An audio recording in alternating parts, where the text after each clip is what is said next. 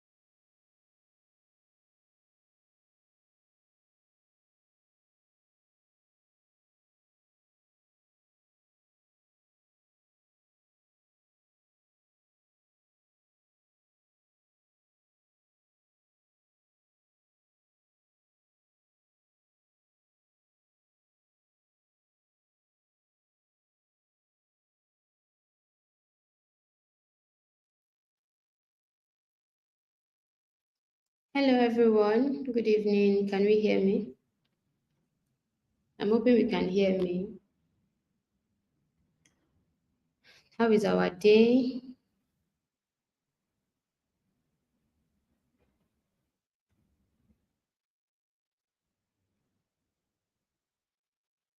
I hope we're doing fine. I hope we're doing well.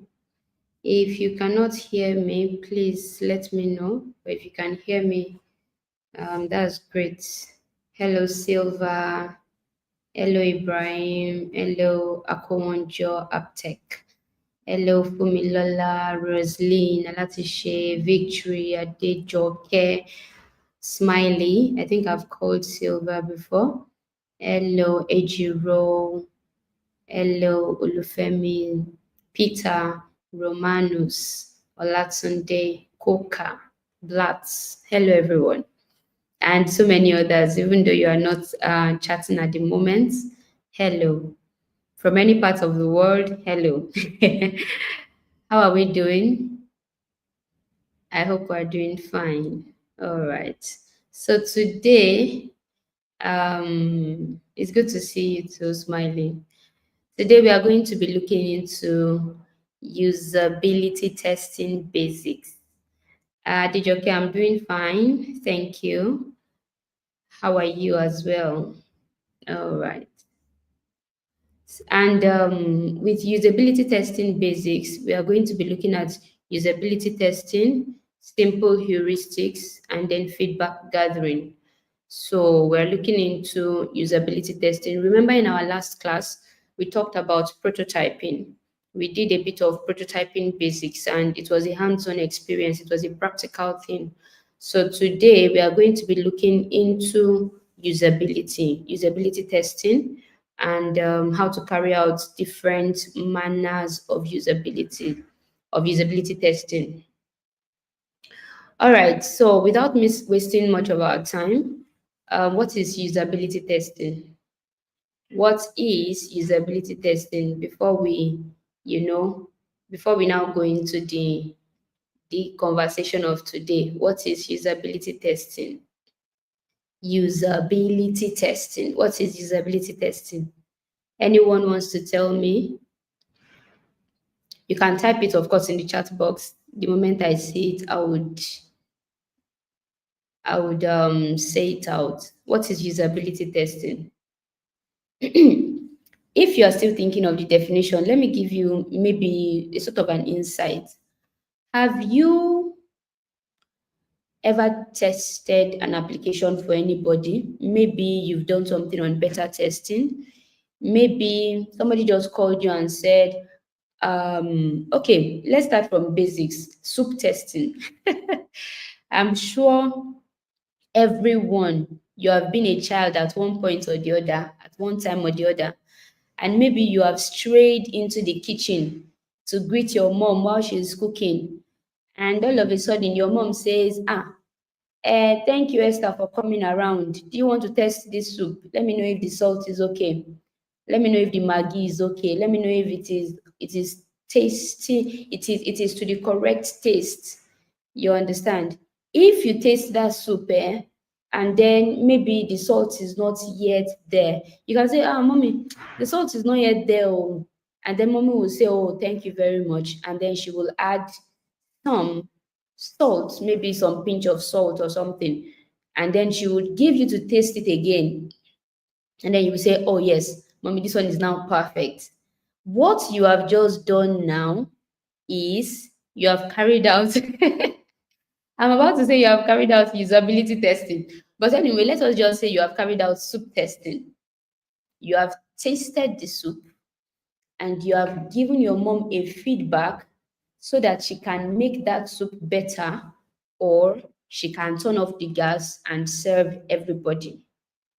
Now, using this to explain, you would see that there is a bit of usability testing in that soup. I've seen Peter. Peter says usability testing is the practice of testing how easy a design is to use with a group of representative users. Okay, I like that. Eddie Dong says testing if the product is usable and if it is easy for the user to use. That is user testing. Yes, thank you very much. Testing a product to determine if it solves the user problem. I like that, Roslyn. I like that, Roslyn. Alatisha says testing how the product works before giving it out to the users. Testing how the prototype works before giving it out to the users. I like that. Okay. Peter says usability testing is the testing which confirms if an app or website is usable after testing from the users. Okay, from after testing from users. Okay. I'll take that. I'll take that. It says, Adejoke says it is the stage at which a user tests the product to know if it meets the standard and quality of a certain product. That's really nice. I like that.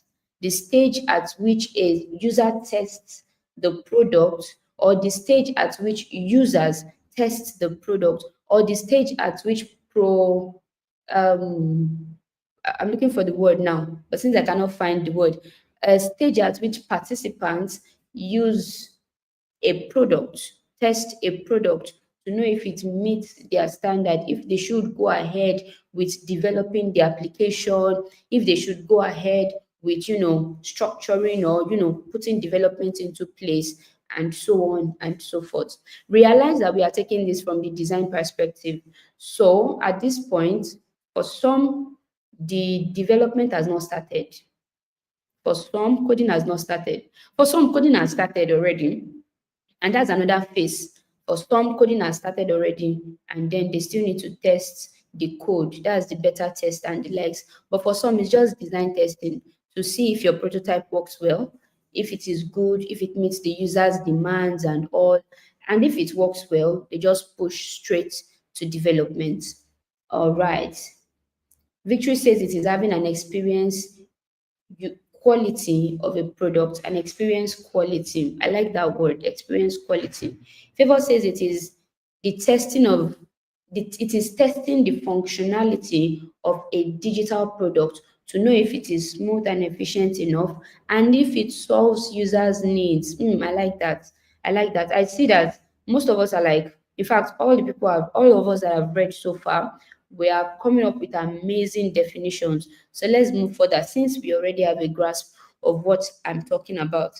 Now, usability testing in the short form is observing real users interact with your design to find issues. In the short form, that's it.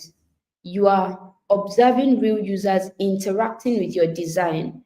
Realize that I said at this stage we are talking about design.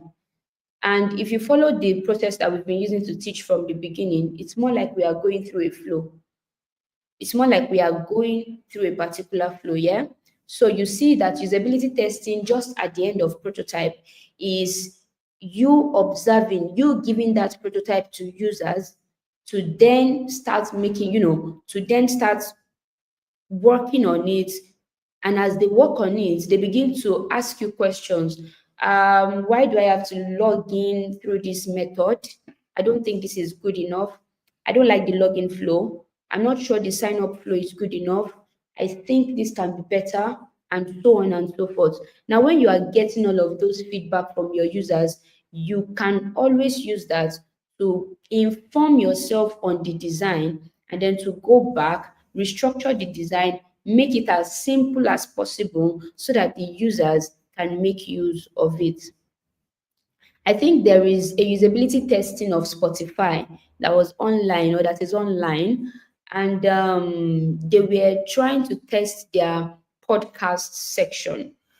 And they discovered from their test that so many people could not find their podcast section as quick as possible.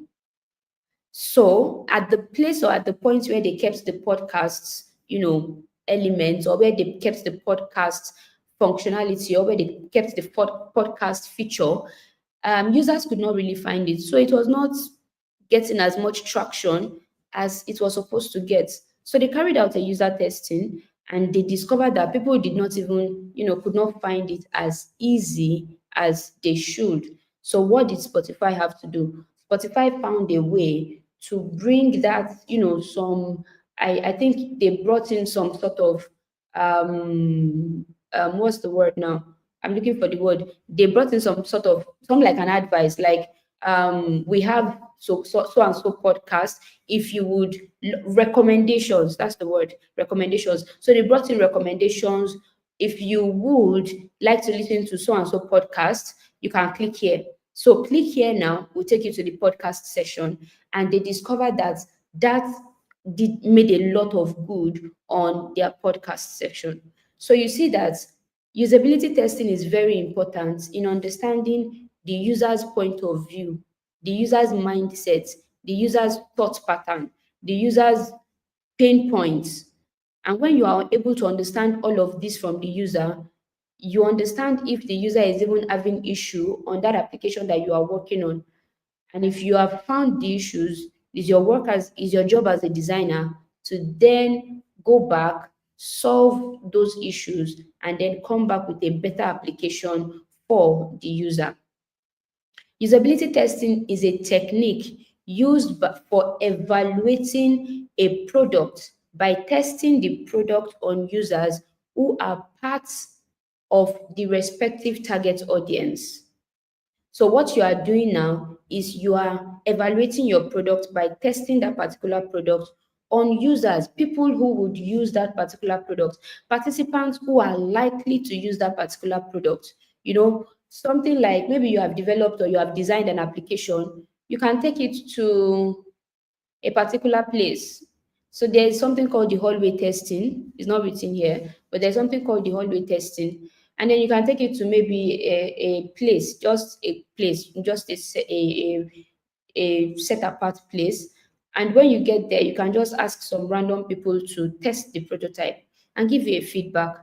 And some of them are testing the prototype and they are in a hurry. So they of course want everything to work well. But the moment they are confused at some point and they say, I don't understand what you are doing with your application, you already know that you should do better with that application. So if you say what is usability testing, it is a technique used for evaluating a product by testing the product on users who are parts of the respective target audience. Now, usability testing is essential for assessing how effective and user-friendly your website or your applications are. Usability testing is very essential when it comes to assessing how user-friendly applications or websites are. You need to actually carry out usability testing. It encompasses all the aspects of UX design and it helps to communicate findings from your user research. Realize that from the beginning you carried out a research, and that research you carried out was what helped you to create your design. Now you are taking that design, that prototype back to the users, and you are saying, test this application and let me find out what you think. When they find out what they think, they are now looking at it and saying, okay, we said so and so problem. Were you able to solve the problem? Are we able to now use this particular platform for so and so? Any changes made to a site or to an application should be based on these test results. Now, if your users have said, we don't like this, we like this, we don't like this, we like that, and you have changed it, people should be able to say that, okay, oh, this is now simpler, this is easier. I'm going to use an example with Figma. When Figma came on board, yes, Figma has been very simple from the start. But you will notice that sometimes, maybe on LinkedIn, maybe on Twitter, some people just begin to make some kind of complaint or some kind of things like, why is Figma not doing this? Why is Figma not doing that? Why is Figma not making their app better for use? Why is this not happening? Why is that not happening? And over time, you see the updates that Figma keeps giving us. Same thing with Google. You notice that Google Chrome keeps updating, Google Meet keeps updating, different Google products keep updating. Reason being that they are listening to their users, they are viewing what the users want, they are designing what the users want, they are testing it with their users. And when they've seen that the participants are happy with what they have done, they then push to the general public. Implementing usability methods has shown to be faster, cheaper, and often more reliable than traditional methods for ensuring design usability. The best way to quickly ship a product is to design, test with the users before coding. Reason being that if you test that product with users before you now code it, the users would relate with that application. And most of them, if they really want to be true with you, they will be as critical as possible. And when they are critical, they will be able to tell you all the necessary details that you need to have on that particular product. When you have those particular details, the good thing as a designer is to ensure that those corrections that they have made is implemented in your design, and you can get a better application to the public. Usability testing goes beyond collecting opinions or feedback like market research. Remember that when you are carrying out the user research at first, the market research at first, all what you are doing is you are collecting opinions of people, you are collecting feedback from people. This is good, this is bad, this is good, this is bad. I want this, I don't want this is my goal, and so on and so forth. This time around, you are focusing on how effectively users can interact with your product. For instance, how easy was it for you to jump on this class? So if YouTube was to carry out maybe a usability testing on people attending class maybe from a link or watching a video from a link, after they've designed it, they'll probably just give some sets of people, we'll still get to that place, but they'll probably just give some sets of people, some activities to do. I don't want to call it tasks, because it's not good to make your users feel as if they are being watched. Yeah. So you just give them some activities and you say, oh, do this, try to get to a class through this link. Or you might not even say try to get to a class through this link. You can just say, look at different methods of attending or watching a particular video on YouTube. And then you begin to see the users try different methods, try different means of even attending the class. And from that point, YouTube is able to see that, okay, some people did not even use this particular flow that we developed. Some people did not use this particular flow that we developed. Some people, it was so and so flow they used. Out of 20 testers that we had, about 15 testers used so and so flow, and we think that this is the flow that we would abide by. Why didn't they use the other flow? Why didn't they even understand the other flow? You would ask them, oh, why didn't you go through this method? Why didn't you go through that method? And then you get a response from them. Now, unlike casual surveys, usability testing involves systematic observation in controlled conditions to pinpoint specific areas for usability improvements. Now, back to my story. So let's say YouTube has started their testing. They are watching those individuals as they are, using some of the flows that they've created to start watching a video, and then they discover that some particular flows are redundant. Then they ask the users at the time, why didn't you use this particular flow? Why didn't you do this? What was the issue? Why did you take time before you got into the class? For some people, it took them 3 seconds, but for you, it took you 15 minutes, or it took you 1 minute, or it took you 5 minutes. Why did it take you 5 minutes to get into this particular video? And then you get the reason why some people are slow, you get the reason why some people are faster, you ask all of those questions, you get the points from those questions, and you are able to use the answers that you've gotten from the questions to do what? To update or to recommend some particular better flows on your design. Now, usability testing is observing someone using your app or site, asking questions. When you are doing usability testing, you are not just, I remember when I design, most of the time, when I design, while I'm designing, I carry out short usability testing. If there's anybody beside me at the time, I could just give the application to the person and say, walk through this application. I could just say, okay, this is a website. At first glance, what comes to your mind? And then the person will say, oh, is this a fintech website? And I'll say, oh, how did you know? Me, I know that it's a fintech website, but some users, I may have designed it in a way that may not be speaking fintech.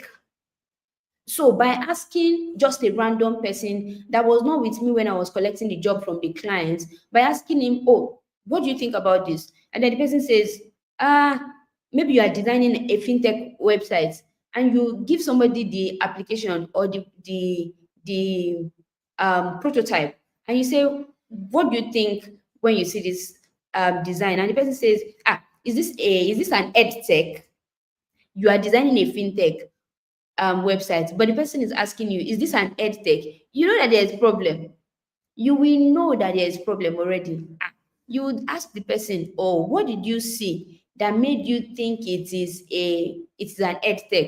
Maybe he saw a text, or maybe he saw an icon, or maybe he saw a particular thing. Even the image you are using to illustrate, maybe that was what he saw that made him think that it was an ed tech website and not a fintech website. So you would want to know why the person is thinking. Because the good thing is, if one person is thinking like that, I assure you, I assure you that more than one people will think like him when they are using the real product. So it is important that you observe people while you are designing your product. You ask questions, you show people the work, and then not everybody, yes, not everybody, participants that maybe have signed some kind of forms or something, you can make them sign. Of course, even during your research, you would have been taught that there should be probably some NDA, something depending on what you are working on. If it is just a simple personal design, that's fine. But if it is something you are working on that you have signed an NDA for, then you should also make that particular work private, and you should be able to bring in participants in a private and controlled environment to carry out such research. Now, it is relatively affordable. Usability testing is affordable. Usability testing is easy to conduct. And the funny thing is, many designers or many product teams don't take advantage of the fact that usability testing is very simple. Most designers, most product team guys just feel like the moment we have designed and then we can click and it's clicking, we can move, it's moving, we have shown the stakeholders, um, and the stakeholders are clapping for us, then it's good to go. But that's not it. That's not it. Yeah. You should carry out a usability testing on your design before it goes into development, so that people would have, a sort of perception about your design. And if there is anything that is off, if there is anything that is not smooth, if there is anything that is not clear, they will be able to work around it before you now start your development. All right. So someone is asking a question, is it the same thing as a closed beta testing? So beta testing is the testing you are doing like after you have coded, that after you are done with like the development and the likes. So that's another stage of usability testing. That's another stage of usability testing. Now we are going to get there, Abigail. Now, what is the goal of usability testing? The goal of usability testing is to identify design problems, to uncover improvement opportunities, identify design problems, uncover improvement opportunities, understand the user's behaviors and preferences. So you understand that the users prefer to use so and so method over so and so method.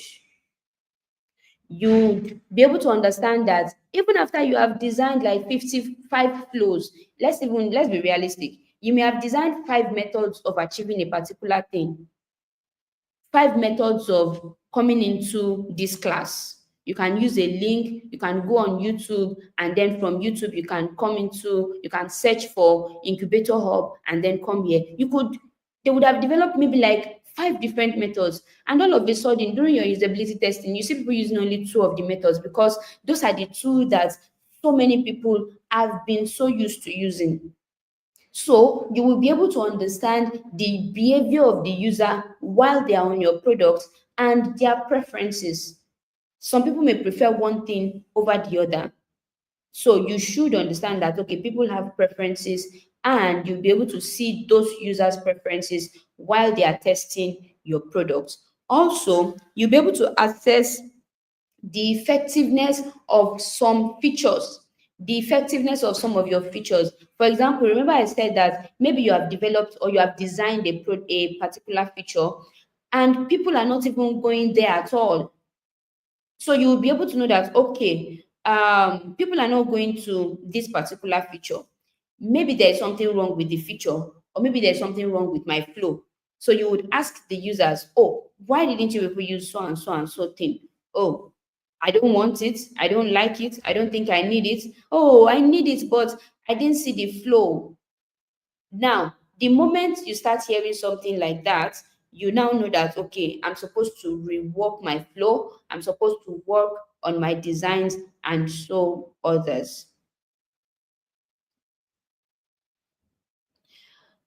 Victory, can you expatiate better on your question? Now, you can also measure user satisfaction and engagement with usability testing. Now, sometimes you would test a product and then you will see people saying, can this product come out like tomorrow? Can this particular product come out like tomorrow? We cannot wait to have this particular product. Why? Because they loved the product so well and they want to use the product almost immediately. So it's you can use usability testing to measure the satisfaction of users, or to even discover that people don't want your product. That's a very, very serious thing. You can use usability testing. You have designed the product, and then you are testing the product, and people are like, ah, we are not going to use this product. Oh. We don't want to use this product. I don't think it's necessary. I don't think I like it. I don't think this type of product can thrive, and so on and so forth. Now, the moment you are hearing this, you can already use that to decipher how people would use your product when you are done. That means that they may also have the same vibe that they are having now that you have not even developed the product. They may also have that same vibe when you are done with the product. And you're able to use this to then tell your management that it may or may not be good to face that particular, that particular view. Now you're able to use it to measure user satisfaction and engagement. Also, you're able to use it to validate design decisions and assumptions. So maybe you have made some decisions in your design, you have created a flow or a feature in a particular way.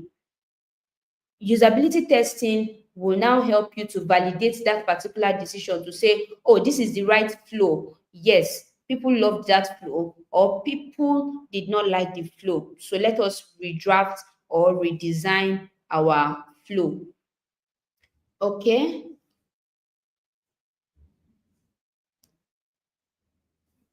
All right, Victor, I understand your question now. Don't worry, as we go, you will understand how to carry out the usability testing, and you would see that you are bringing people into a controlled environment to then, carry out the test.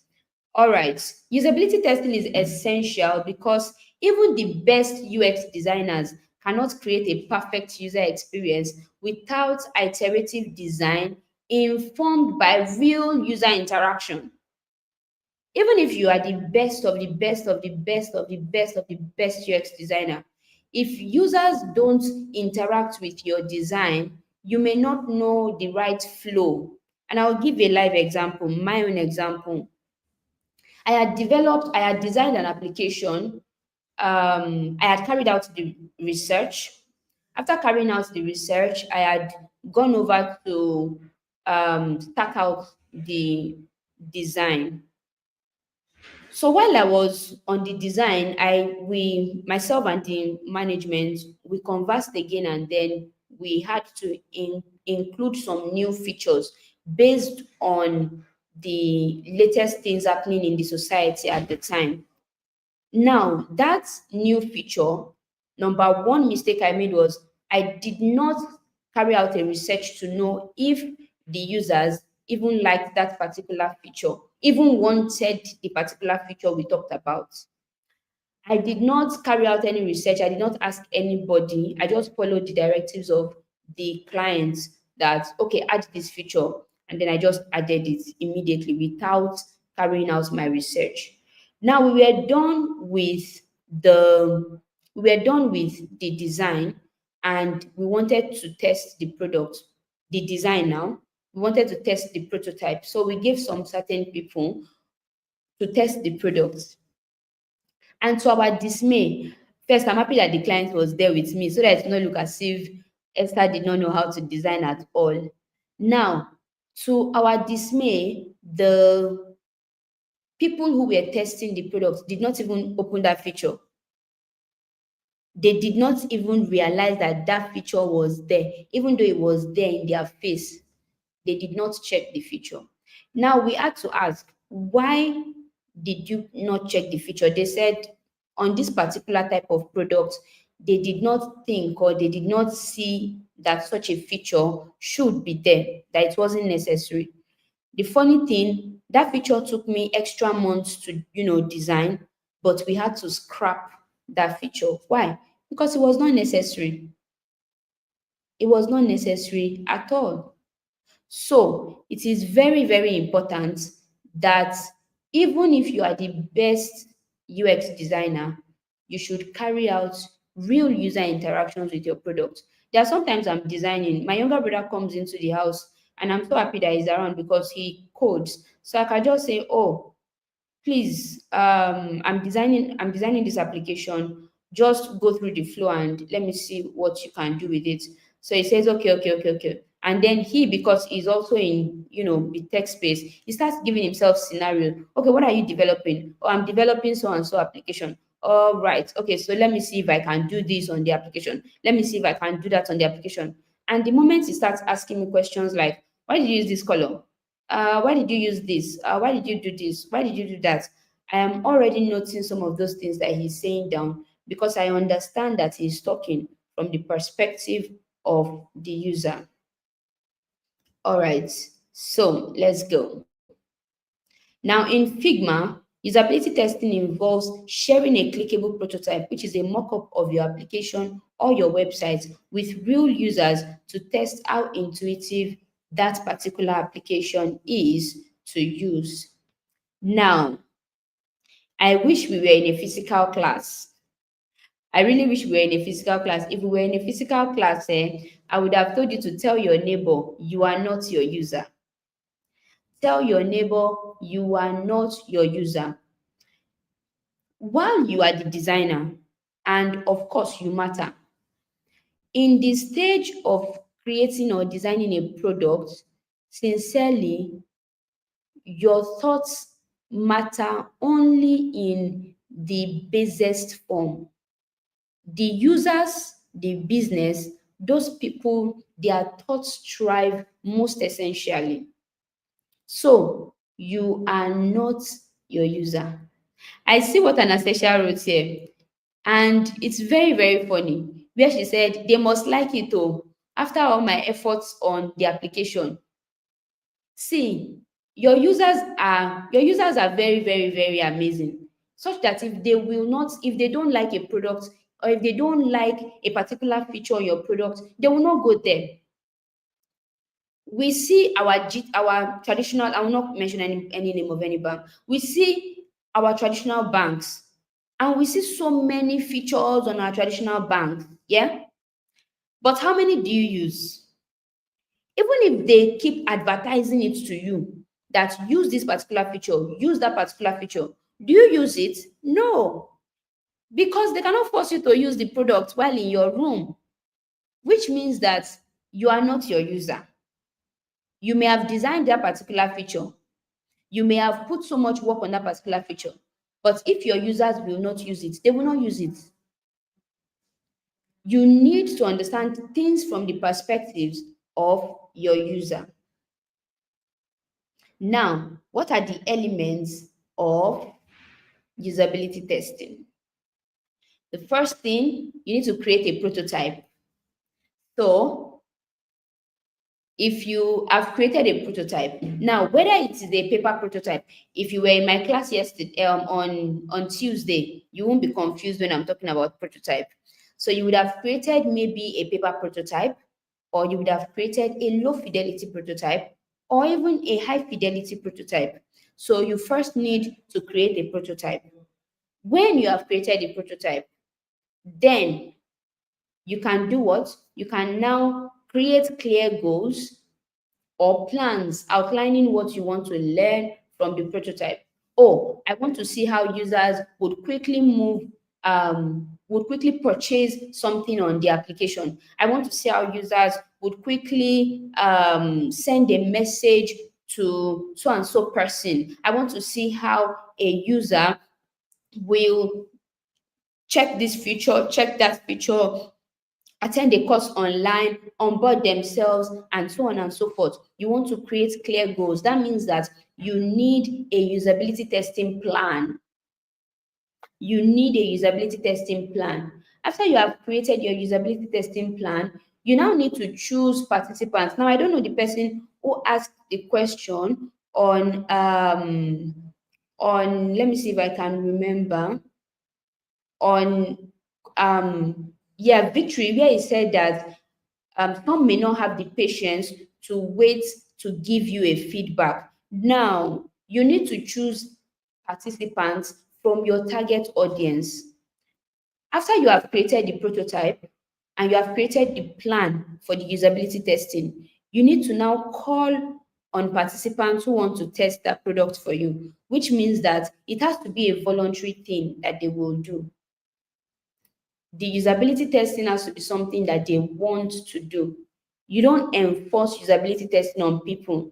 So you would have seen maybe some groups where they say that you should carry out a survey. If you want to carry out a survey, that you should carry out a survey. You would see a link probably will be sent to some people and they'll say, if you want to test so and so product, I think I get some mails like that, that okay, we are developing a particular product, kindly join this group so that you can test our application for us. You understand? So you want to choose participants from your target audience to test that particular product. And then you want to set up a control. Now, this is optional. You want to set up a controlled environment for conducting the test, whether it is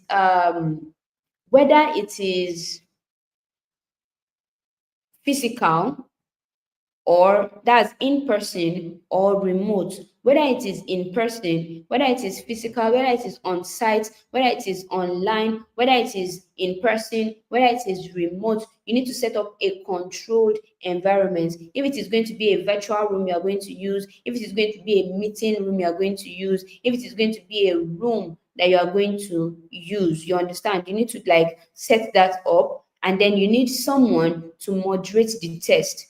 You need another person to observe the test.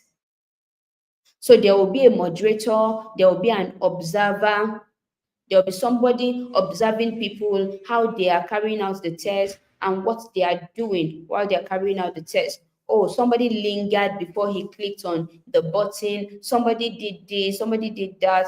You need to like check all of that out. And then you need to watch how users interact with. So that's the observation part now. You need to see how users interact with the product while noting their behaviors and their challenges. Okay, so someone says, Joseph says, I saw a book that said it is not every little feature that you conduct a survey for. It then went on to give me tested features that would go for everyone. It now says, can some features really be liked by everyone? Um, some features are general features that you should develop in a particular product, depending on the kind of product. So we are going to take, for example, an EdTech application. If you came earlier enough, you would see a video that played before I came up that talked about onboarding you on an LMS. Now we are going to take it from there. If you are designing for students, there are certain features that you should bring on your application. Example, an LMS. So if you are designing a totally ed tech application, what will that application be without the LMS? So how would you onboard the users? How will they purchase a course?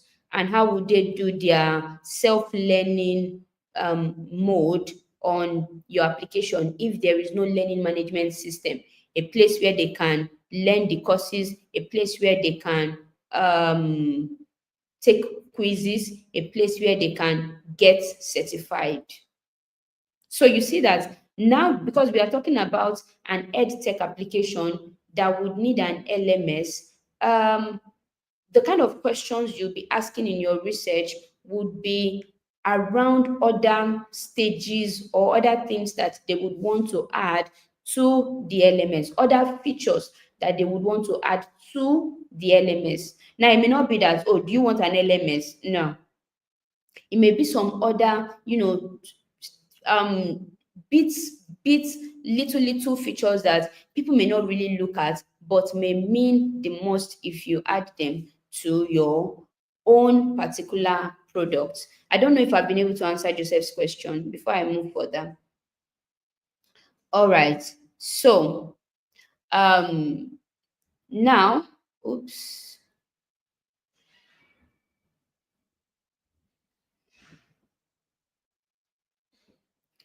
Sorry, give me a moment. Okay.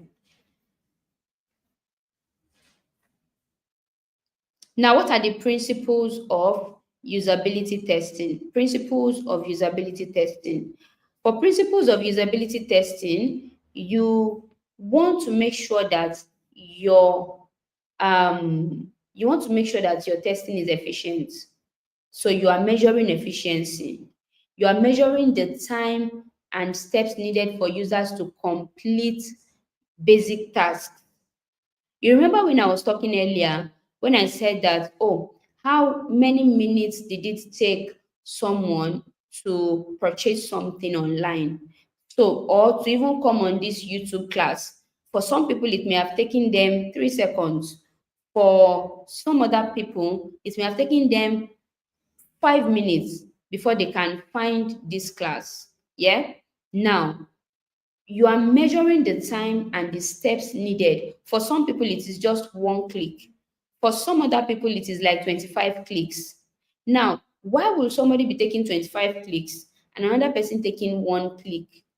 You understand? You want to understand that flow. You want to measure the time and the steps needed for users to complete basic tasks.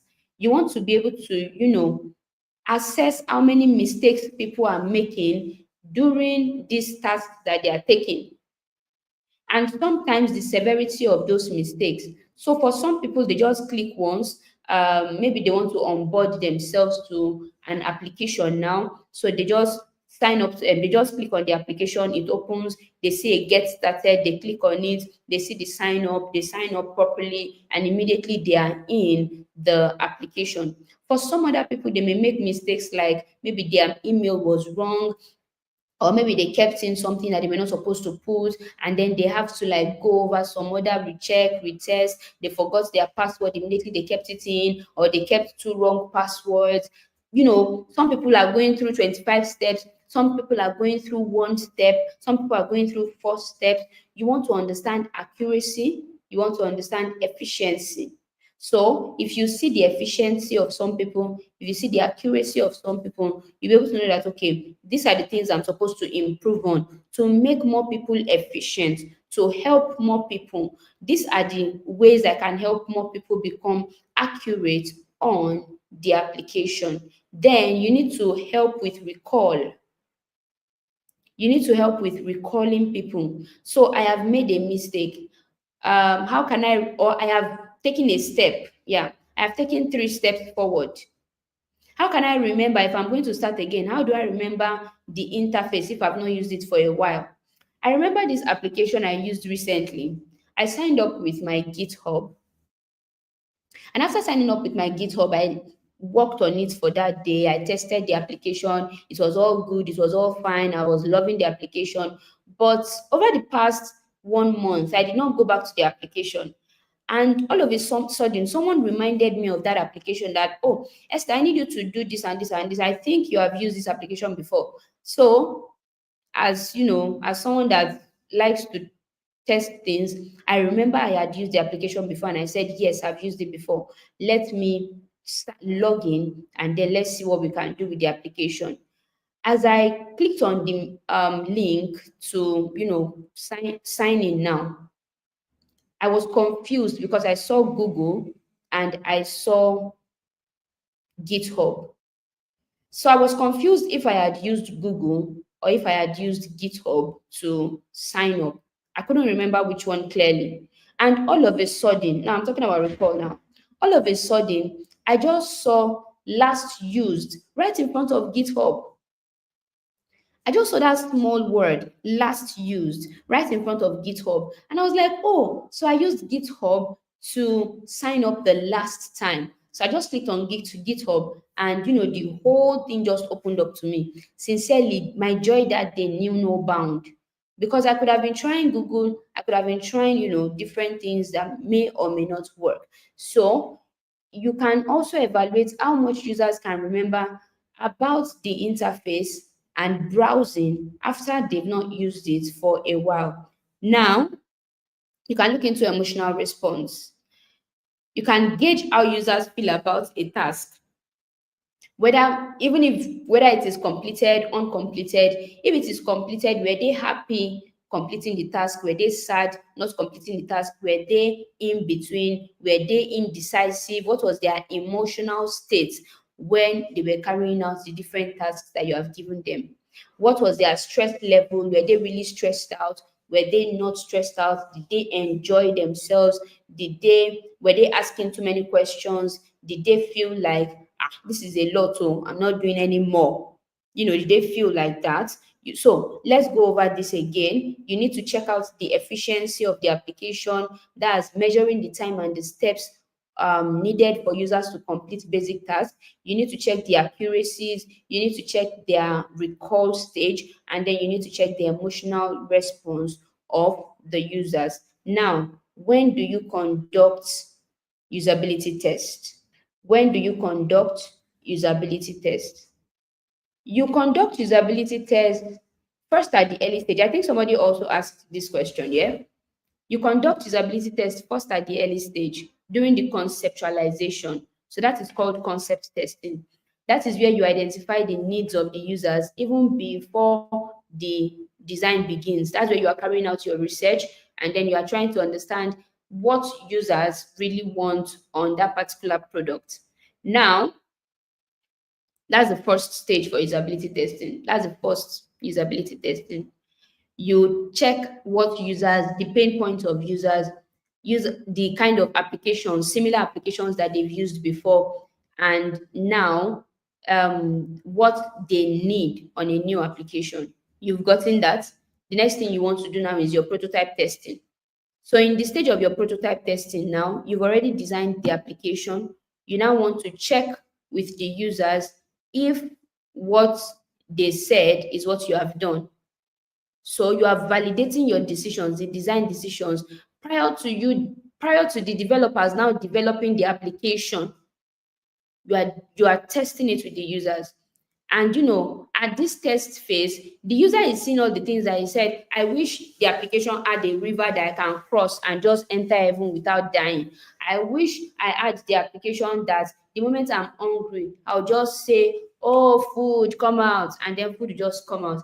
I wish I had an application that instead of me waking up and going to work, I'll just wake up, step on my phone, and boom, I've appeared at work. I wish, and then all of a sudden, you have designed something like that. And the user is just wild, like, Favor, you were able to design this type of thing. I'm so excited. Now, that is your prototype testing stage. It is not yet been coded. It has not yet been coded at all. You have just designed it and you're probably sharing the link. Then there is the pre-launch testing. In the pre-launch testing, you are finding and you are fixing usability issues before you release the application to the general public to use. At this stage, like somebody said, you are doing a beta testing. So that is where you start testing for like real life functionalities. Real life functionalities. You are looking for, okay, please put your real email, please put your onboarding people to a test platform. You are doing a whole, you are testing the code now, you are testing the coded version of that design. Now you're not just clicking on links, but you're also putting like real information, and then the developers are now testing that information. And then there is post-launch testing, where you now start trying to enhance and update the application to continually meet with the needs of the users. So there is the early stage before design, there is after design, there is after coding, and then there is after launching the product. Now, what are the types of usability testing? Sorry, I think okay, let's just go further. I'll check later. So, what are the types of usability testing? We have moderated testing. There is moderated testing versus unmoderated testing. Now, for the part of moderated testing, you are guiding participants in real time. You are allowing users to have direct observation, and you are able to ask follow-up question. Now it says that this is ideal for maybe complex products that maybe have lots of things that you really need to check the users and how they are working on the product. Now this can be resource intensive, because you need to like get a dedicated space, you need lighting, you need a test room, you need an observation room probably, you need some people to act as observers, you need some people to do the videos, you need some monitors, you need, maybe you need different laptops to be available for people to test, or you need different phones to be available for people to test. So that might be resource intensive. That might be resource intensive. All right, now you have the unmoderated testing. Now, participants complete tasks independently but using preset instructions. For the moderated testing, you are doing it in real time. So it's just like, for example, all of us are here now. We're all in this meeting, and then this is online, but let's imagine that we are all in a class. And as we are in that class, I just say, okay, everybody get your phone. I'm sending you this link. And as you are testing the link, somebody else is watching you, writing something that you are doing, writing your smile on the face. Another person is doing a video of everything, just in a controlled environment like that. And then I'm able to ask you questions as you are carrying out those tests or those tasks.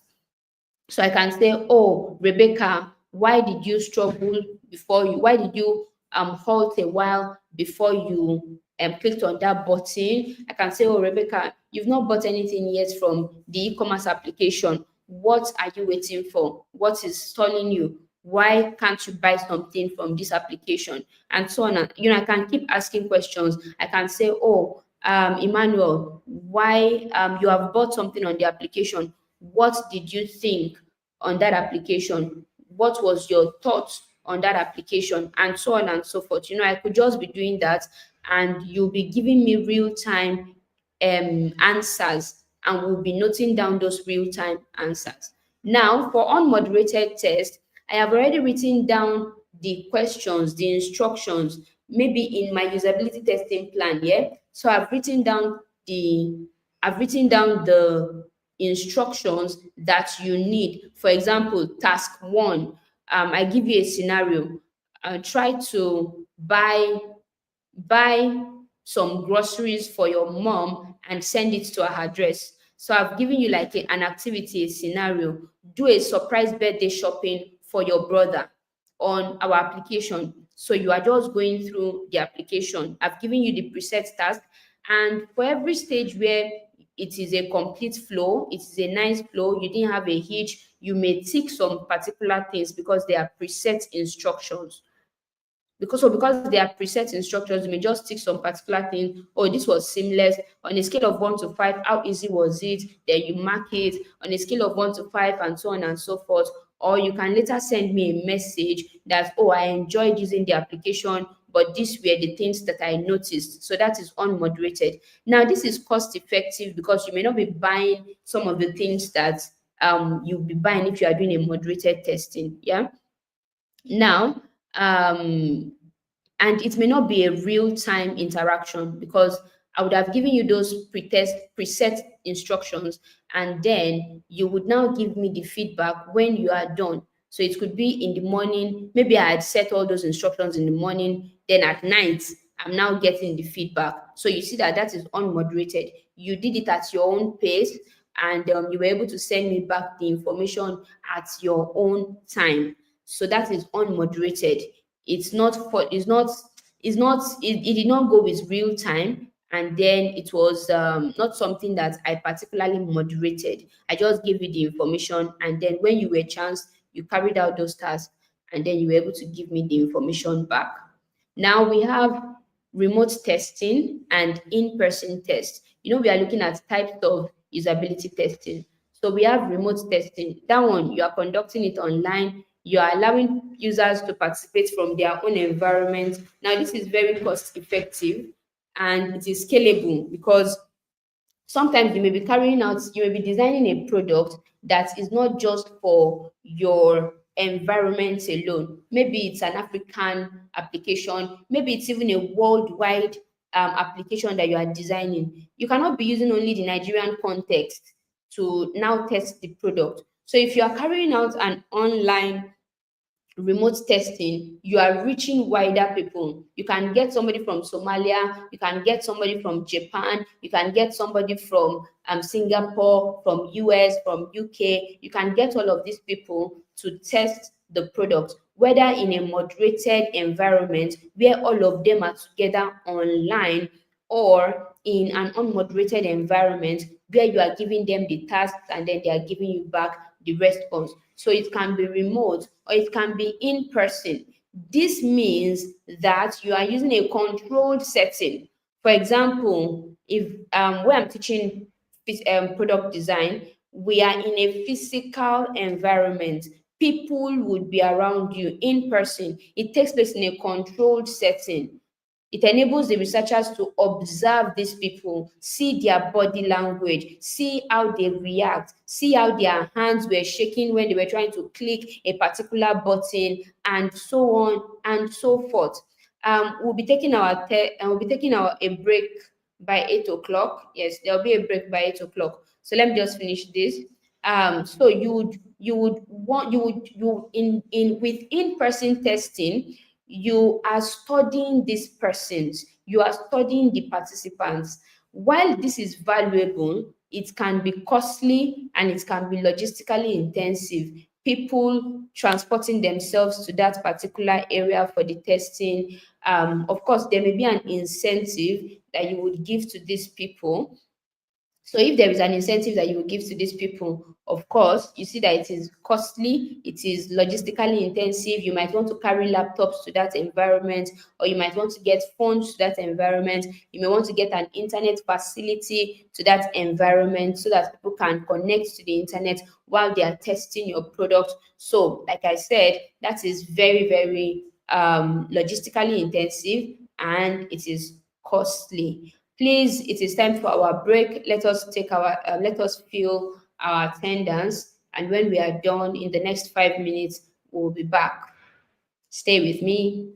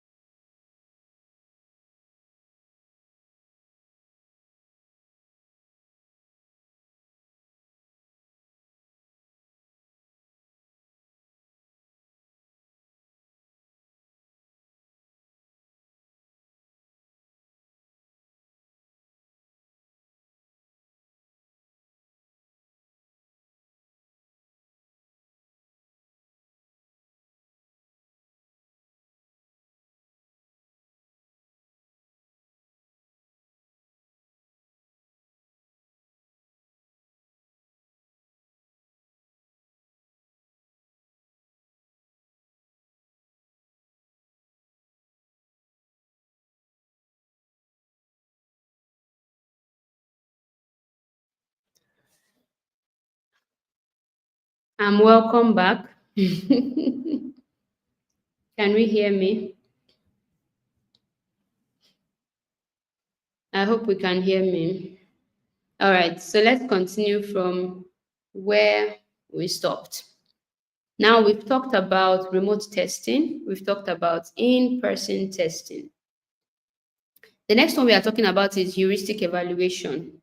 And for heuristic evaluation now, usability experts in or with heuristic evaluation will assess the interface that you have designed against established usability principles of heuristics.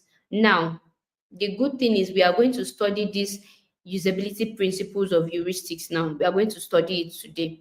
So you are assessing what you have designed with the users, of course, but then you are experts now are coming on board and are saying, okay, these are the things that we are going to look at. These are the heuristics evaluation we are going to look at side by side with what you have designed. So is this design worth the evaluation? At the end of the evaluation, they will give it a particular score.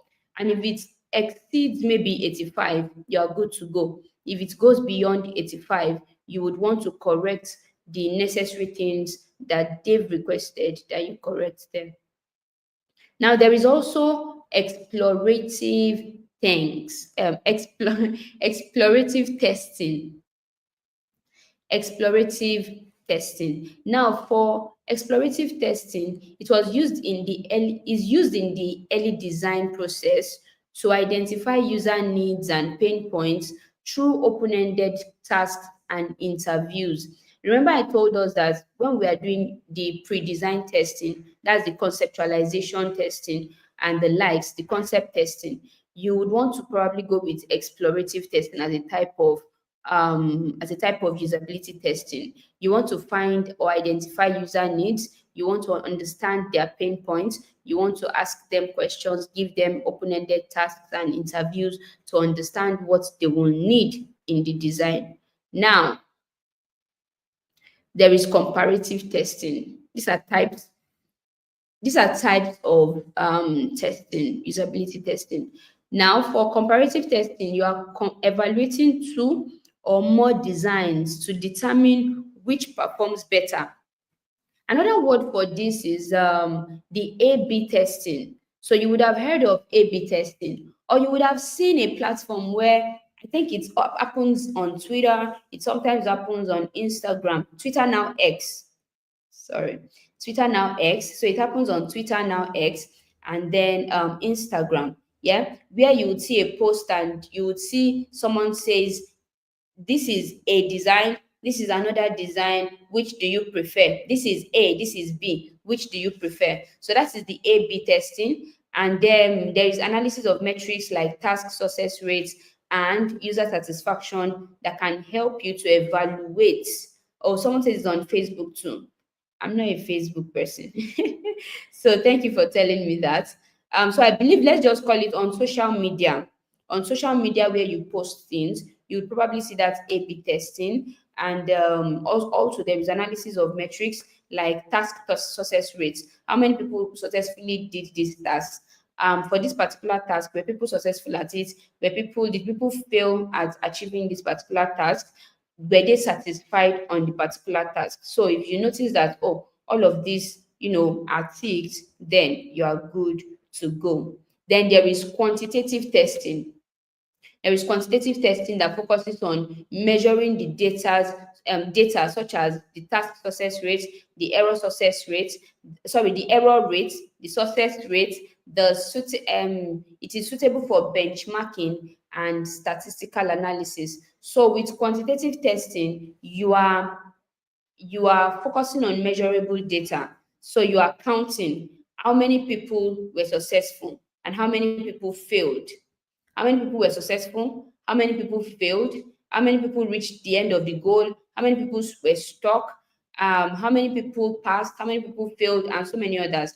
When you check all of this, the number of people that passed versus number of people that failed, the number of people that were successful versus number of people that had errors, you will now use that to know that okay, we are good, or we need to checkmate and redesign.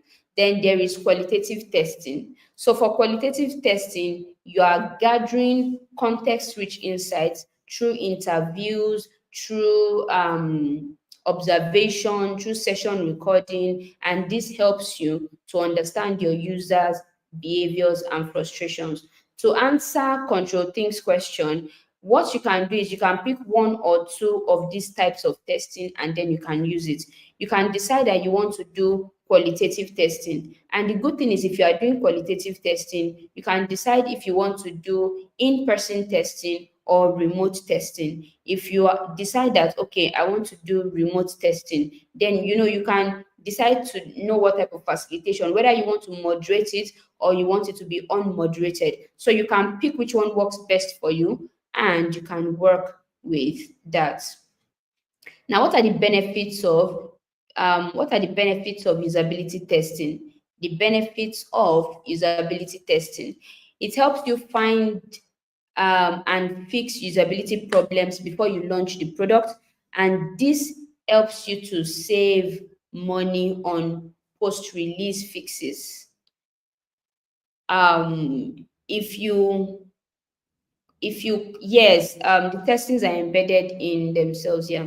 So if you carry out usability testing early, at the middle, at the end, you will discover that your product will come in a very seamless way. In fact, your product will even come faster. Why? Because you have carried out the test. People are not trying to correct the design, correct this, correct that. People are not trying to do that because you are carrying out this test at the right places that you're supposed to carry it out. Now, it can also make the product easier to use, leading to better user adoption and retention. When people test your product over time, they get used to using your product, and when it is launched, people don't really have problems using your product. Now, another benefit is that it provides insight to user behavior to refine the product design. You understand the users and you're able to refine your design.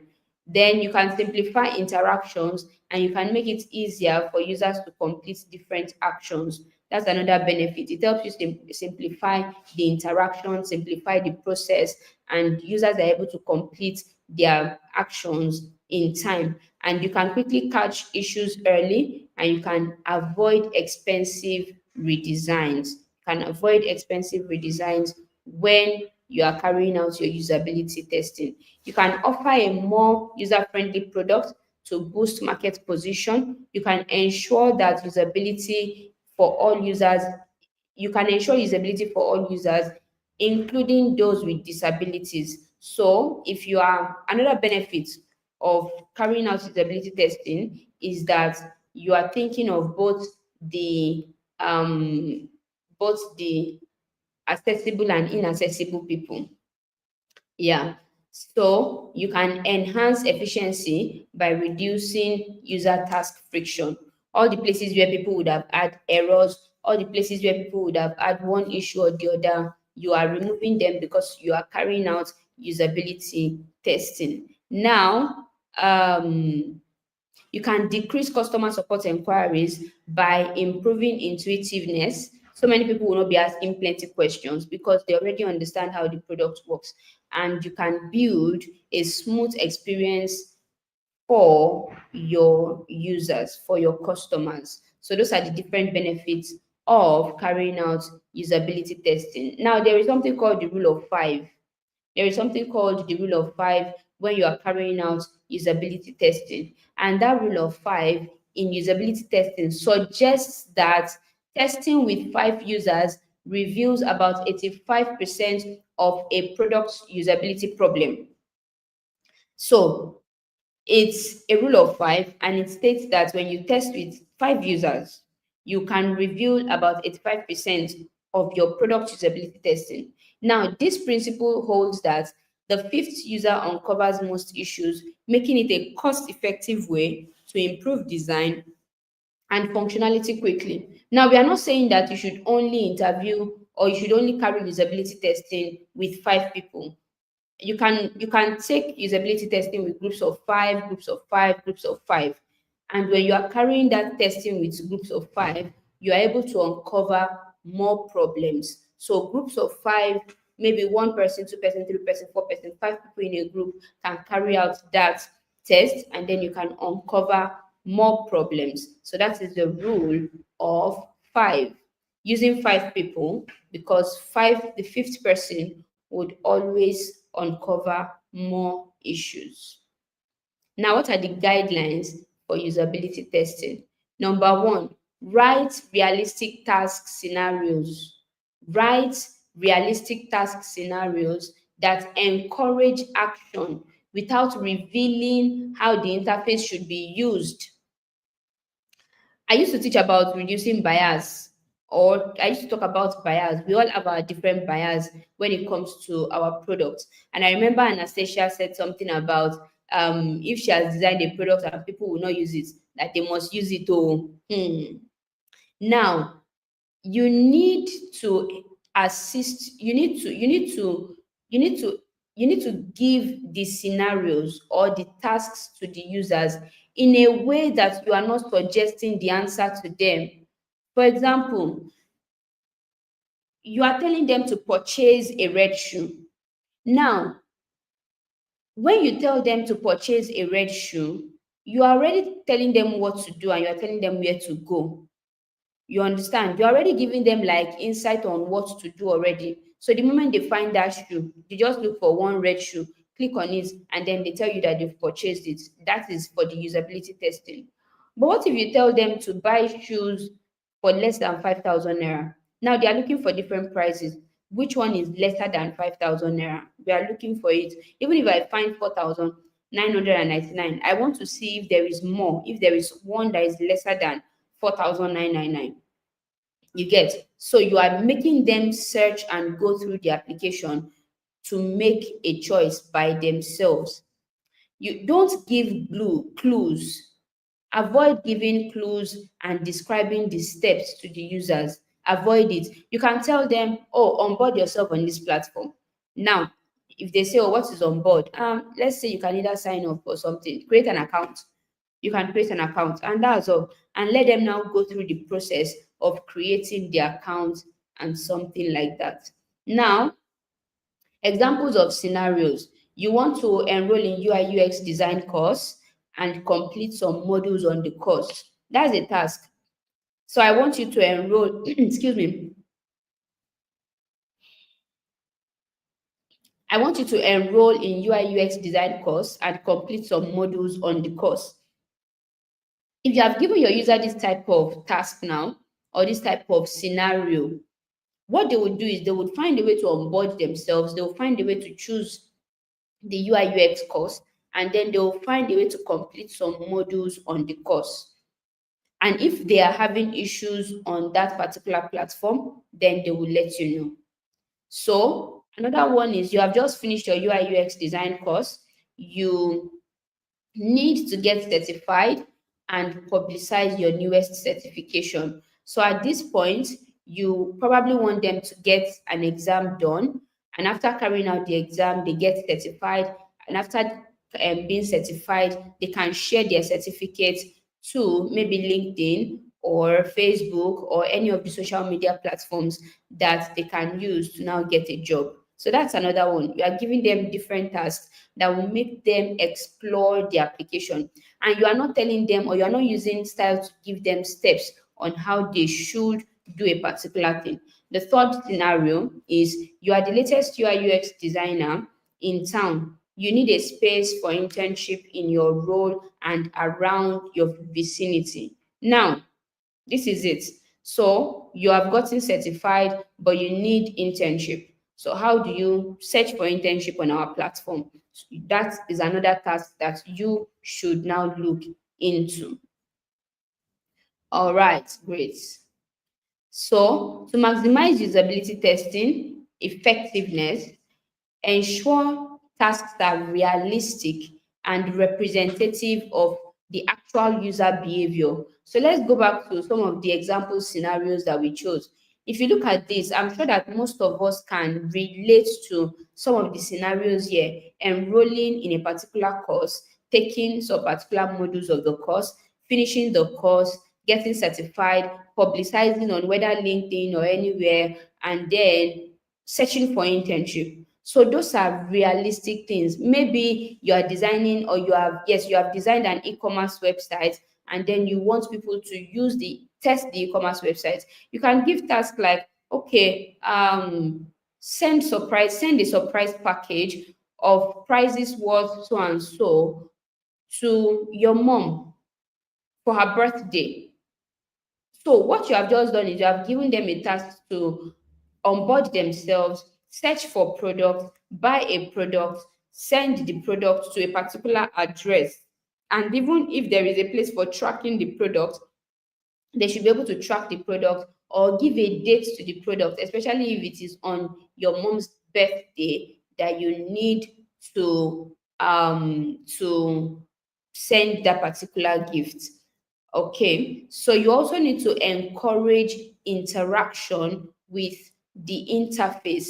Encourage your users to interact with the interface without providing answers to them, without giving them, okay, click on this place, now move to this place, now move to this place. You don't want to do that. You want them to be able to find things themselves. Reason being that if you have to teach all your users how to use the product, that product will not thrive. That's the basic truth. If you have to teach all your users how to use a particular product, then everybody will be waiting for you to teach them. Your users should have a way of using your product without even teaching, without watching a tutorial or something. That way, it is easy. It is easy for people to understand. But if they have to, watch, ask for help and the likes, then that product is not as usable as it's supposed to. And then you need to recruit users that reflect your target audience for accurate insights. For example, I was talking about example scenario, and everything I was mentioning was relating to EdTech. Now, imagine that I'm building an EdTech application, but the people I'm bringing in are people who are not interested in EdTech. The people that are testing my products are not interested in EdTech at all. If that happens, then they may not be able to ask the right questions or tell me the right things that they've noticed on the application. Now, what are the 10 heuristic evaluation by Jacob Nelson? So, number one, what is a heuristic evaluation? A heuristic evaluation is a method for identifying design problems, just like all of those types of usability testing that we saw before. We saw heuristics evaluation there. So, heuristic evaluation is the method of identifying design problems in a user interface. Evaluators judge the design against a set of guidelines.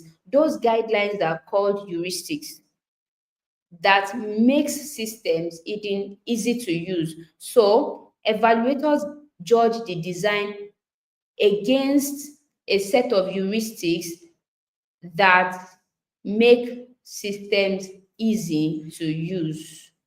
All right, let me see a question here. It says, please, ma, I don't understand what you mean by not giving them steps on what to do. You can give them scenarios, but don't give them step one, log in. Step one, open the application. Step two, click on get started. Step three, click on put in your email. Step four, put in a password. Step five, don't give them those steps. Give them tasks, give them scenarios. For example, I'm using YouTube to teach here, and there's probably another application at the back end that I'm using to connect to the YouTube. So let's say that is it. Now, what we would not necessarily do is you can give them a task of, for me now, you can give me a task as a facilitator to try to facilitate a class. Now, if I'm going to facilitate a class, I don't know the step that I'm going to take to facilitate the class, but I just know that at the end of the day, I should have facilitated a class. Now, I will find my way around how to facilitate the class.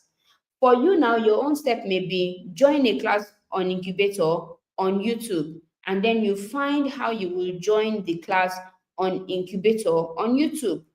So those are tasks. You may not give them the step one, step two, step three, step four, but you can give them scenarios. That scenario would help you watch how they would attempt that thing. And then you can observe, ask questions, and pen down your observation.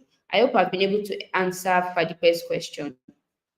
Now, number one heuristic is visibility of system status. Visibility of system status. Your system should always keep users informed about what is going on through appropriate feedback within reasonable time.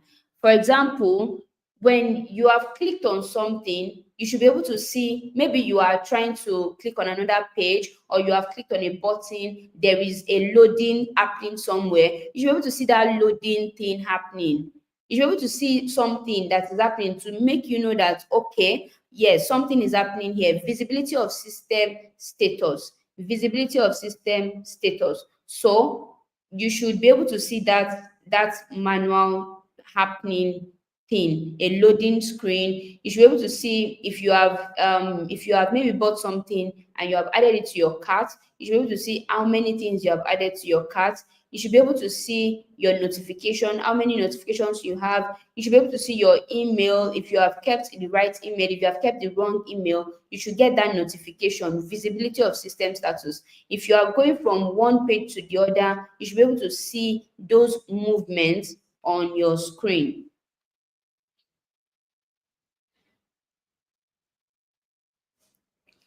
All right. Now, number two says match between system and the real world. Whenever you are designing, you should be able to help the users understand everything that you are designing. For example, if you are going to create a trash, maybe like a delete feature, a trash feature, all those type of feature that talks about delete, remove, it should probably be a trash can icon that you would use. If you use a different thing, people might not understand that it is a place for deleting or a place for removing something, or a trash or something. So use real life scenarios like the save icon, the aeroplane icon for your flight mode, the home icon for home, the save icon for printer, print icon for printer, sorry, your search button that looks like a magnifier. You understand? So use realistic things that people can relate with in the real world. Use that also in your design time. Now we have user control and freedom. Users often choose system functions by mistake and will need clearly marked emergency exits. Create somewhere like an emergency exit in your design. For example, if I mistakenly click on something, how do I quickly go back? So there is that undo, there is redo, there is control Z, there is control Y, there is shift this, there is shift that, there is something that can take you to the back, there is something that can move you forward if you make mistakes. So that's user control and freedom. There should be that kind of thing in your design. Now, there should be consistency and standards. You should have your design system in your product. You should be consistent. Your typography should be consistent, your colors should be consistent, different things should be consistent. Users should not have to wonder whether different words, situations, designs or actions mean the same thing. So follow platform conventions. Follow the way it is. If you are designing an e-commerce application, let it follow system conventions, platform conventions. Don't do something that is entirely different and would confuse you. All right. Now, number 5, error prevention. Error prevention. Even better than good error messages is a careful design even better than good error messages is a careful design that prevents a problem from even occurring in the first place. You want to help your users make sure that the error does not even occur. We talked about error prevention previously. Now, you want to make sure that the error does not create a design system where the errors do not even occur. You help your users think for them. You are thinking for your users so that your users will not think. For example, you are searching for a destination. You are searching for a destination and you kept NIG and Nigeria just comes out. You just tap on Nigeria and that's it. You are searching for an address. You have kept kilometer 46, Lagos, and Ibadan Expressway just comes out and you even see Redemption City of God there. Makes sense. You understand? So help people. Maybe you have searched for, I don't know, for people that use all these e-commerce applications a lot. Maybe you are searching for, let's say you are searching for Indomie. You want to buy Indomie online, and then you are searching for you are searching for Indomie gongon, not that's noodles. You're searching for Indomie noodles. The moment you start typing INDO, Indomie noodles will just show. And then they will start asking you, do you want it in a pack? Do you want it in singular format? Like that. Or if you're searching for a phone, if you just search for iPhone, you just see iPhone 16, iPhone 13, iPhone 12, and so on and so forth. And you can choose the one that you want. So before people start drawing up, I don't know if some of us have tried creating a form online, and the moment you just put your son, like your email, you just started typing, your laptop just immediately gets the email for you. Even your phone sometimes does that. So the moment you start typing the beginning of your email, it just brings the full email for you. That is error prevention. So that you don't write the wrong thing. Even in your chat system, you are typing something, it's the typography just corrects you. That's when you start saying that autocorrect corrected me and gave me the wrong thing. Why? They are trying to do error prevention. Now, there is recognition rather than recall. There is recognition rather than recall. Minimize the user's memory load by making objects, actions, and options visible. The users should not have to remember information from one part of the dialogue. The users should not have to remember information from one part of the dialogue to another. Instructions for use of the system should be visible. For example, if I maybe did made a mistake in my email, I should be able to see something to like forgot password. Did I forget my password? Okay, you use number and something on your password, something like that. Help us recognize, help us remember instead of recalling. Help us remember things, help us remember things, help us remember things quickly. So if you can help your users remember things, like the image I have here, you see the person is going to Florida, Missouri, and as the person is typing Florida, Missouri came up, Florida, Texas came up, Florida City came up. Now you can find out where you are going to quickly from this image. Now let's move. Now this is talking about error prevention. This place is talking about error prevention. For example, if you look at this sign up for PayPal, the one at the extreme right, sign up for PayPal, the person is putting in his password and then it says your password must include at least 8 characters. So if it is not up to 8 characters, you would notice that the password, it will not agree. But if it is more than 8 characters and probably does not have a number, it tells you that you still need to add a number, you still need to add this, you still need to add that. So that is for error prevention. Now let's move further because of our time. Now there is flexibility and there is efficiency of use. There is flexibility and then there is efficiency of use.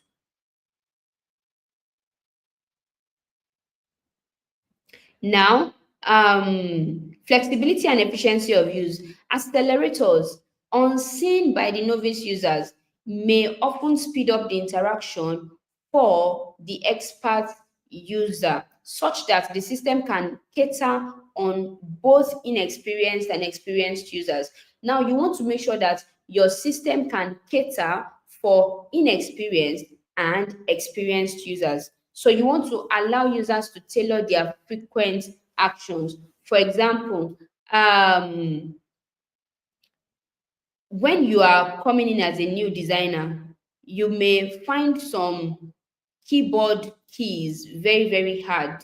But the moment you have been designing for a while, suddenly Shift A makes sense to you. Control D makes sense to you. Control C, Control V makes sense to you. Duplication makes sense to you. And instead of having to having to look for all of those, options on where they are, you can just use the shortcuts to get to that place. So there is flexibility and efficiency of use. For new users, help them to find things easily. For example, on Figma, we have quick action. Yeah. So help them to find for anything as easy as they can. And then for flexibility, efficiency, help fast users, help expert users quickly use some control keys, some keyboard functions to work while they are on your system. It helps people just keep using your application. I'm reading a question by Adeyinka here. In password imputing, this recognition rather than recall is not always functional.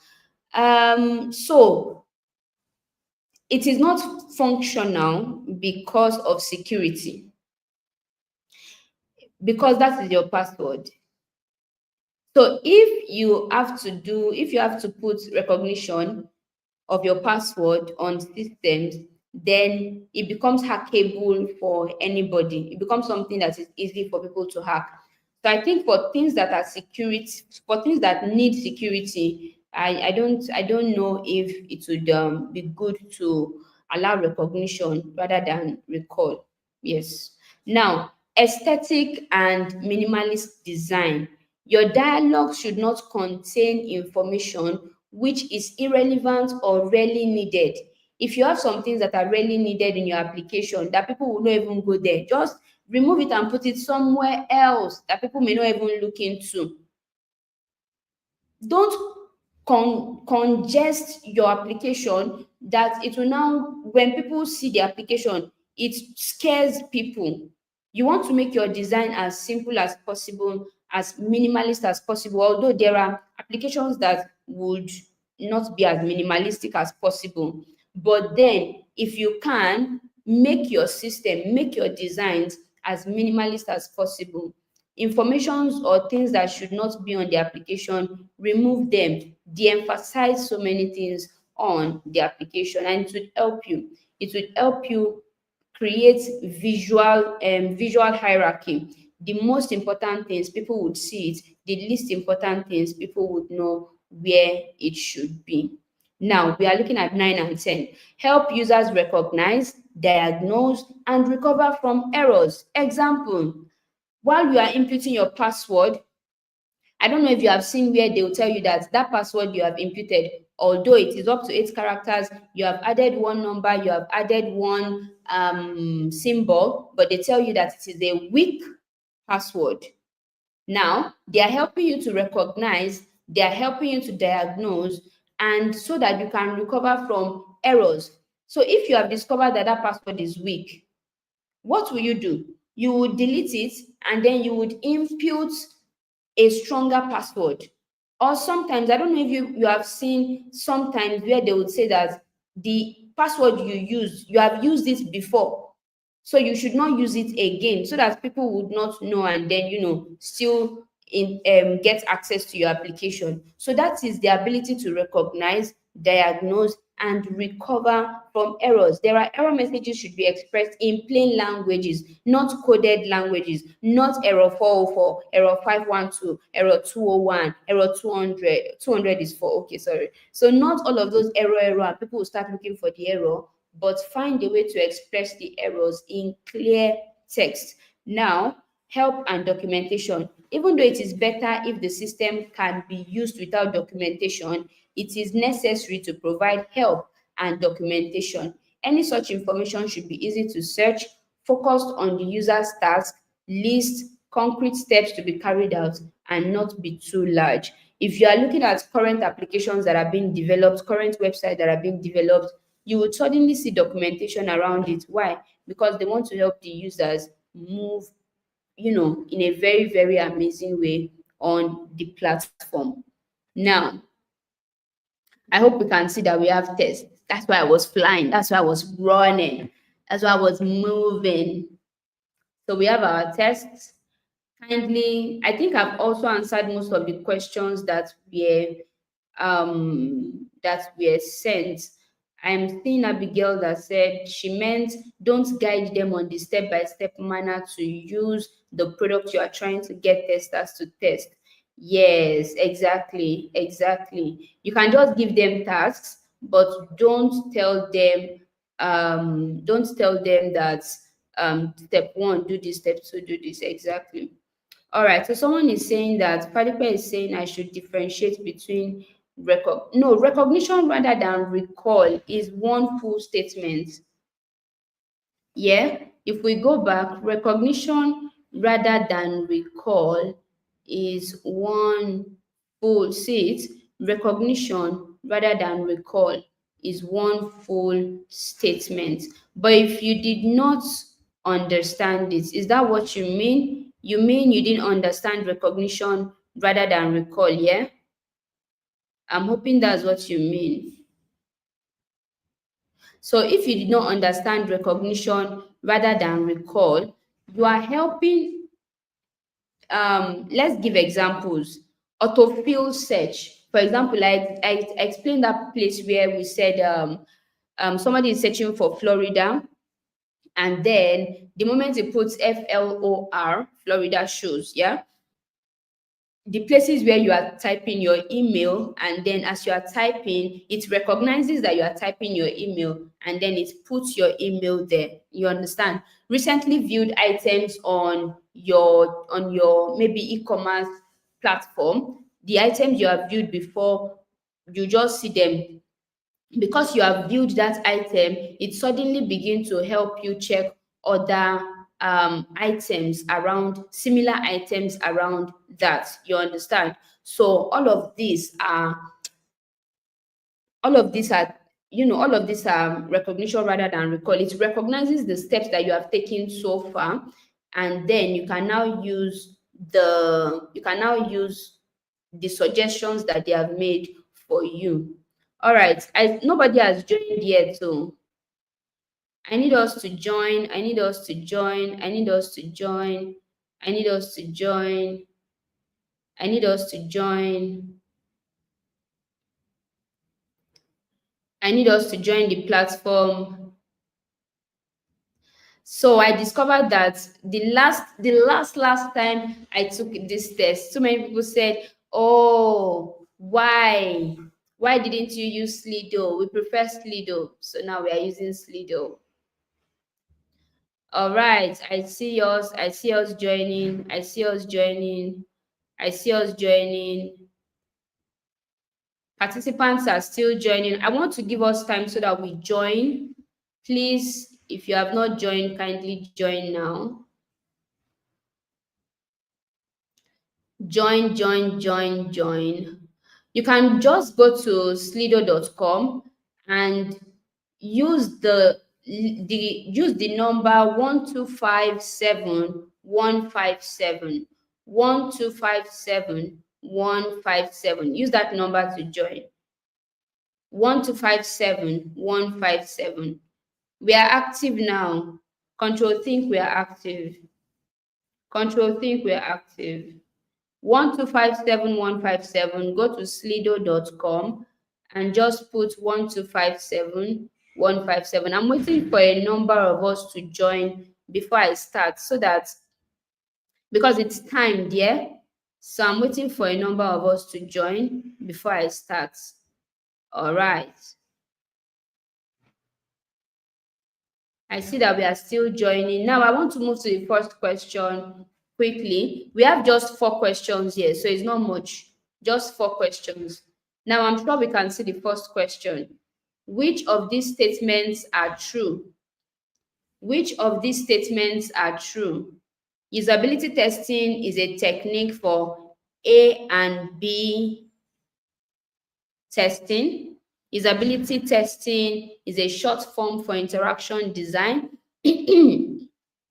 Usability testing is essential for assessing your product's effectiveness. Usability testing looks into casual survey and interview. Okay, I see that we have 53 votes.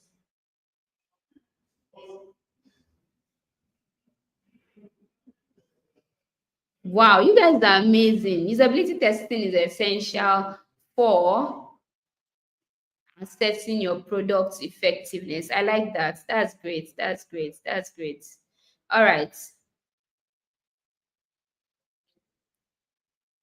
So we are looking at the next question. Which of these statements are true? Select all that apply.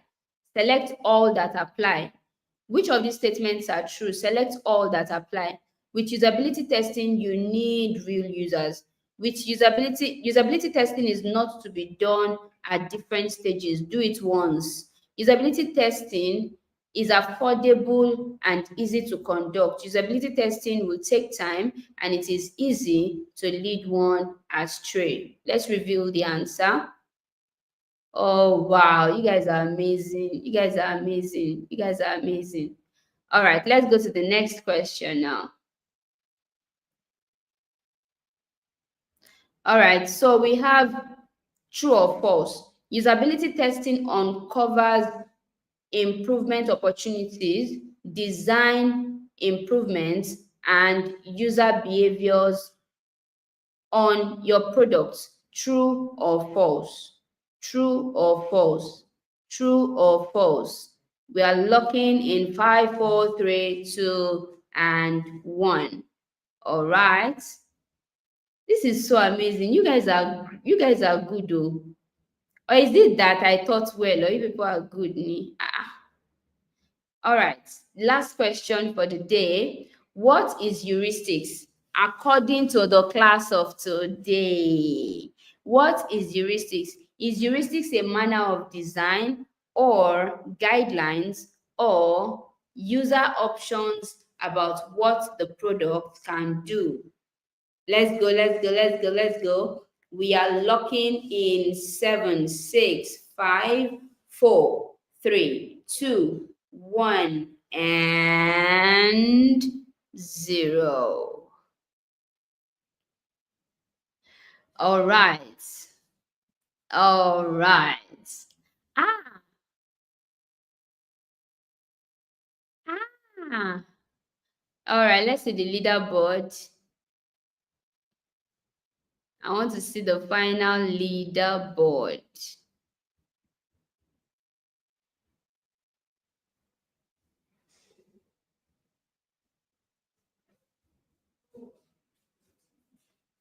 Let's see our scores. Let's see our scores. Let's see our scores. Let's see our scores.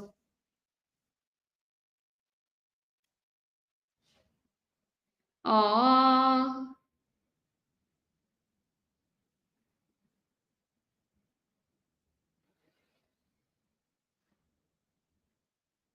wow. Fourth position. Fourth. Nice one. Okay.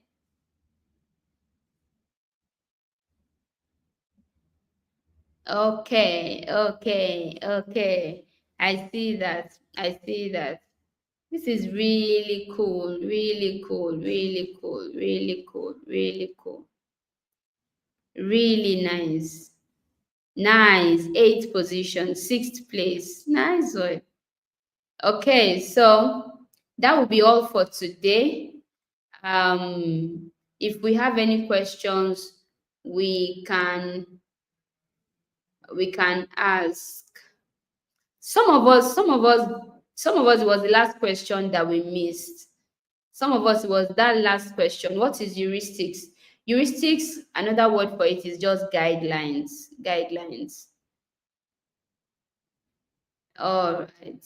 I see some of us joined, but we could not partake. I see some of us joined, but we could not partake, yeah? And I'm sorry about that. I think it's the network. I think it's the network. Better luck next time. All right. I'm hoping we don't have any question.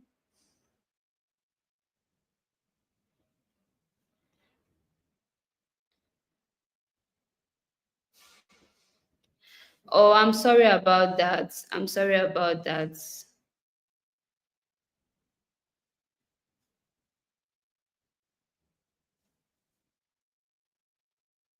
Okay.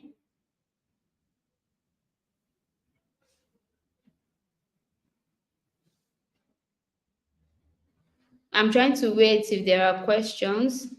Someone says I didn't give us time to log in before opening the question. Sorry about that.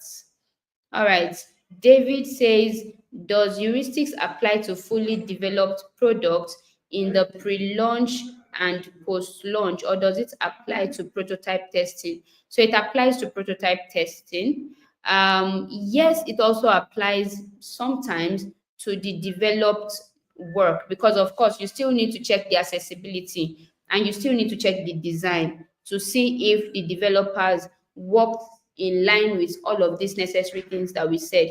Yes, it applies to the pre-launch, it applies to post-launch as well, and it applies to prototype testing as well.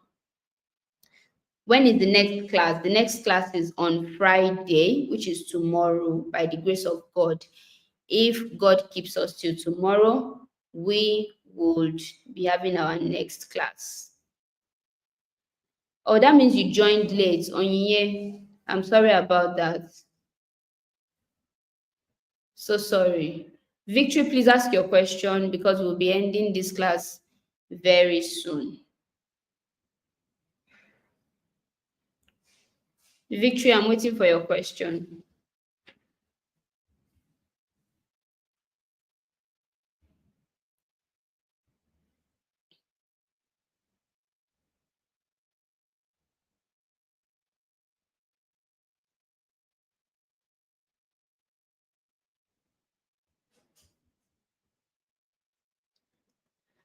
Oluwatobi, I've answered the question on when the next class would be. I believe the next class will be on Friday. God keeping us.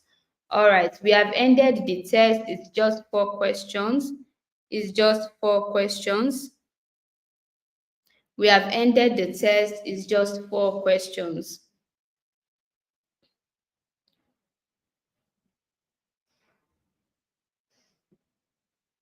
And I'm sorry if some of us could not partake in the quiz, probably because of network or because our time is lagging. Oh, yes. So, because probably we are listening late, so that's why.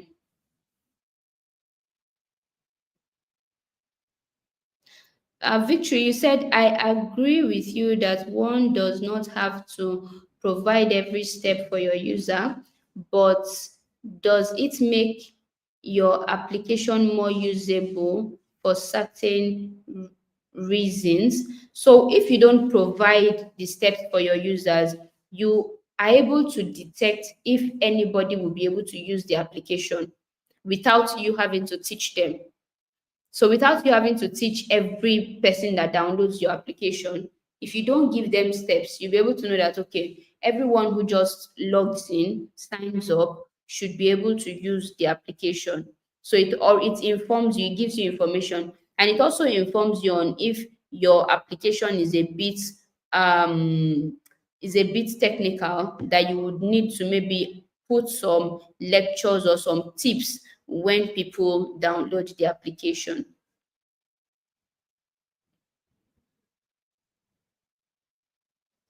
Heuristic rule says that we should give new users guidelines so that they can navigate the app, but you said we should only give tasks and not tell them how to do this task. This is when you are carrying out the test, yes? So you are giving them scenarios.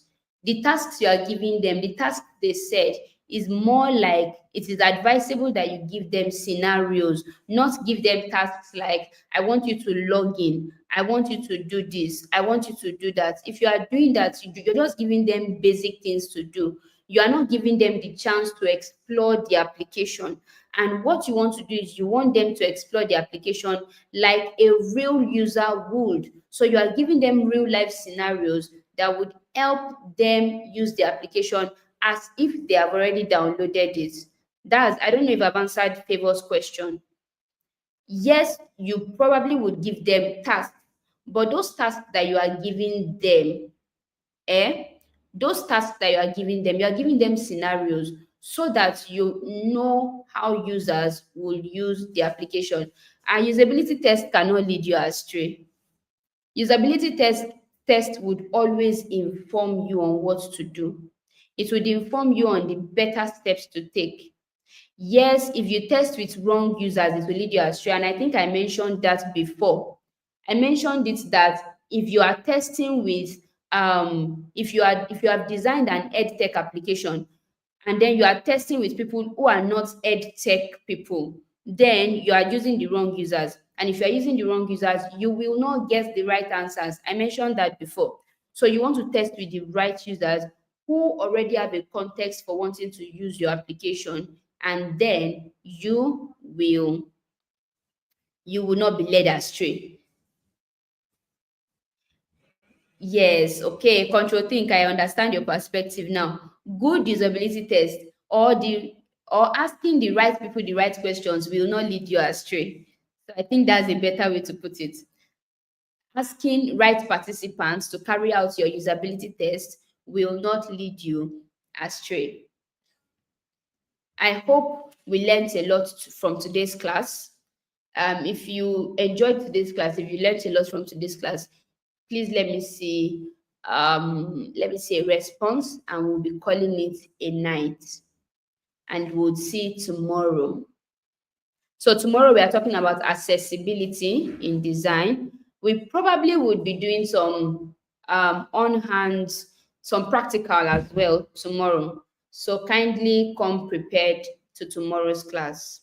Thank you very much and have a lovely night. Bye.